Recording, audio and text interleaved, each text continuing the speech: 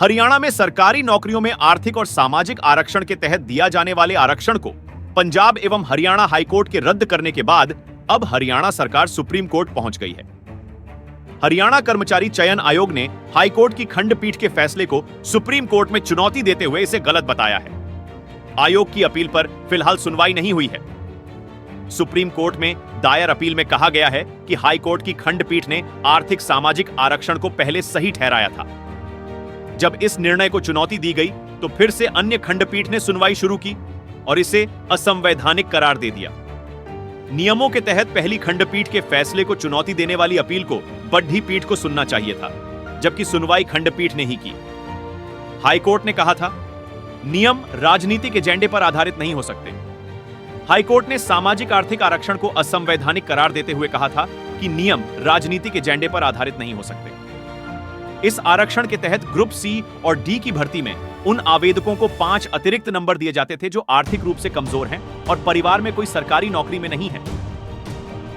Justice Sanjeev Prakash Sharma और justice Sudipti Sharma की खंडपीठ ने कहा था कि राज्य की दलीलों से पता चलता है कि वे संविधान के लोकाचार को समझने में विफल रहे हैं।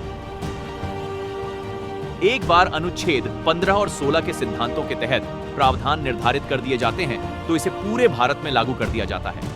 राज्य सरकार को सार्वजनिक रोजगार में विशेष आरक्षण लागू करने की अनुमति नहीं दी जा सकती, क्योंकि इसमें सभी लोग भाग लेने के हकदार हैं। खंडपीठ ने कहा था कि कोई भी राज्य अंकों में 5% का लाभ देकर अपने ही निवासियों के लिए रोजगार को प्रतिबंधित नहीं कर सकता। खंडपीठ ने कहा कि सुप्रीम कोर्ट ने कानून को अच्छी तरह से समझा रखा है कि निवास के आधार पर वेटेज देने की अनुमति नहीं दी सकती। इस मामले में संविधान में निहित समानता के अधिकार का उल्लंघन किया गया है और पारिवारिक पृष्ठभूमि के आधार पर एक विशेष वर्ग बना लिया गया था। जिन उम्मीदवारों के माता पिता सरकारी नौकरी में हैं, उन्हें 5% से वंचित कर दिया गया और जिन उम्मीदवारों के अभिभावक दुकानदार या प्राइवेट नौकरी वाले हैं, उन्हें लाभ दिया गया।